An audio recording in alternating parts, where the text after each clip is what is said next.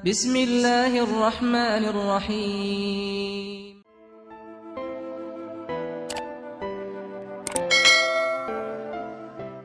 Assalamualaikum warahmatullahi wabarakatuh.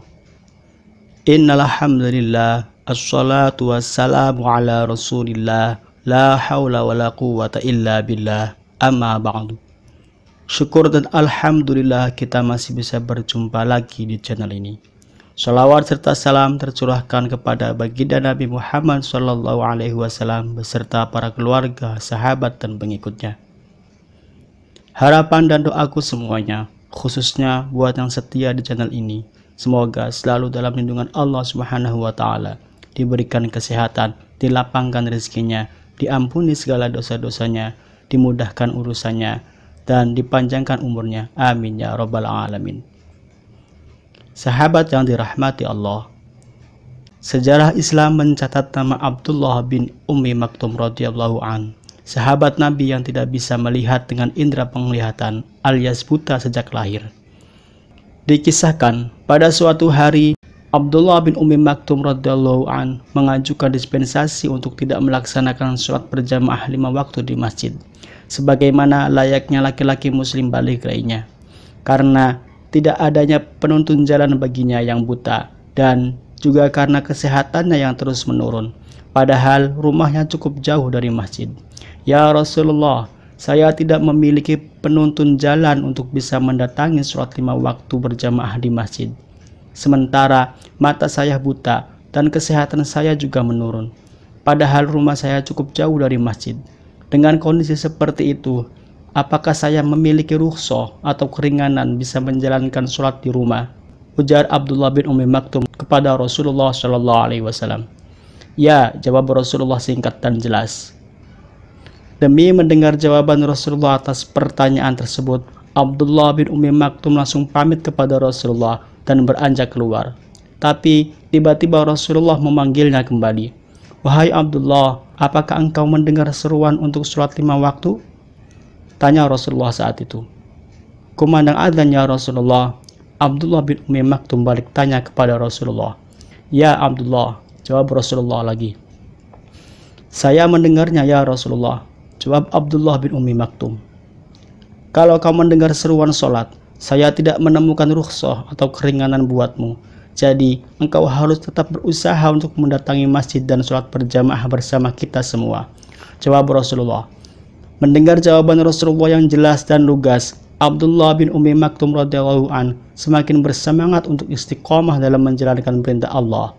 Hingga pada suatu hari saat berangkat ke masjid di pagi buta, tanpa sepengetahuannya beliau tersandung sebuah batu yang lumayan tajam hingga tersungkur dan dari kaki dan wajahnya mengalir darah segar. Luar biasanya, tanpa mengaduh sama sekali, beliau langsung berdiri dan sama sekali tidak mengindahkan darah yang keluar dari luka-luka di kaki dan wajahnya, kecuali hanya mengusap untuk membersihkannya saja.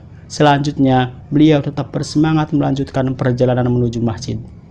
Beberapa saat setelah berjalan dengan sedikit tertatih-tatih karena lukanya, tiba-tiba datang seorang laki-laki ramah yang memegang tangannya dan terus menuntun jalan beliau sampai ke masjid. Lelaki murah hati tersebut ternyata juga berkenan mengantar Abdullah bin Ummi Maktum radhiyallahu an pulang ke rumah. Ternyata lelaki asing baik hati tersebut tidak hanya datang untuk mengantar Abdullah bin Ummi Maktum radhiyallahu an pulang pergi ke masjid pada hari kejadian saat beliau terjatuh saja, tapi setiap hari, bahkan setiap datang seruan sholat berkumandang dari masjid, hingga membuat penasaran Abdullah bin Ummi Maktum radhiyallahu an. Wahai fulan, bolehkah aku mengetahui nama dan asal usulmu, agar aku bisa mendoakan perbuatan baikmu ke hadirat Allah? Tanya Abdullah bin Ummi Maktum kepada sosok lelaki asing baik hati tersebut.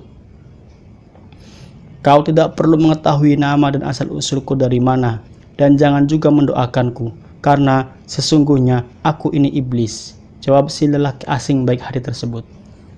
Bagaimana mungkin kau selalu mengantarku pulang pergi ke masjid, sedangkan pekerjaanmu mengganggu dan menghalangi orang yang beribadah kepada Allah? Jawab Abdullah bin Ummi Maktum radhiyallahu an yang saat itu benar-benar terkejut. demi mendengar jawaban si lelaki baik hati yang ternyata mengaku sebagai iblis laknatullah.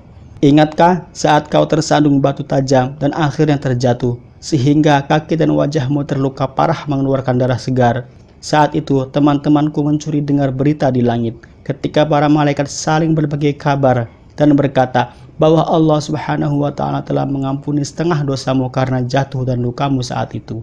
Karenanya, aku khawatir jika engkau tersandung dan terjatuh lagi saat berjalan tertatih menuju masjid, apalagi sampai terluka parah lagi, maka setengah dosamu lagi akan mendapat ampunan dari Allah Subhanahu wa Ta'ala juga. Itu yang tidak aku inginkan, maka sejak itu aku terpaksa mengantarmu, menuntunmu pulang pergi ke masjid. Jawab si lelaki baik hati yang ternyata seorang iblis. Dari kisah tersebut kita semua belajar kalau iblis akan selalu menggoda dan menyesatkan manusia, serta berusaha membelokkan orang yang beriman ke arah yang sangat tidak disukai oleh Allah Subhanahu wa Ta'ala. Wallahu a'lam bishawab. Wassalamualaikum warahmatullahi wabarakatuh.